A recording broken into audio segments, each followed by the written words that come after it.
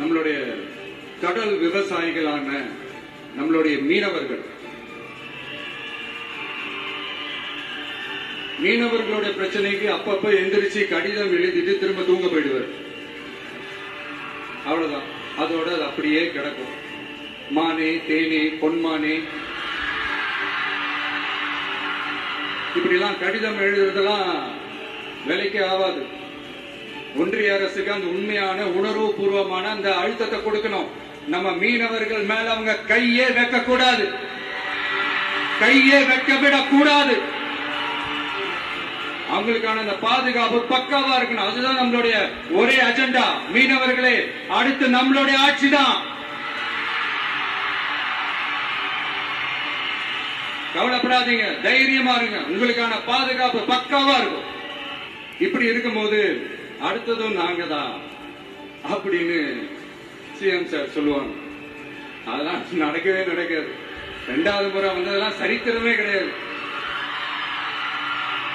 இந்த சைனால great wall of China கேள்விப்பட்டிருப்பீங்க. அதோடைய நீளத்தை விட பெரிய டாஸ்க் இது. ஆனானப்பட்ட அவங்க அப்பாவாலே முடியல. அரசியலுக்கு வந்துட்டா கலெக்ஷன் பார்க்கலாம் அப்படின்றதெல்லாம் அரசியல் கிடையாது. உண்மையிலே மக்களுக்கான உழைப்பு இருக்கணும். அதனாலதான் நாம் அரசியலுக்கு வந்திருக்கிறோம். இது எதிரிகளுக்கு நல்லாவே தெரியும். அதனாலதான் நம்மளை சுத்தி அத்தனை சதிகள். அதுல முக்கியமான சதி என்ன தெரியுமா? இத பாரு, ஒண்ணு நீ இல்லனா நான் இல்லனா நீ இல்லனா நான். நமக்குள்ள வேற எவனும் நடுவில் வந்துடக்கூடாது. நாம 2 பேரால மட்டும்தான் மக்களை ஈஸியா ஏமாத்த முடியும். இந்த விஜய் வந்ததுனால நமக்கு பொழப்பே போச்சு. மக்கள் வேற அவனை தான் நம்புறாங்க.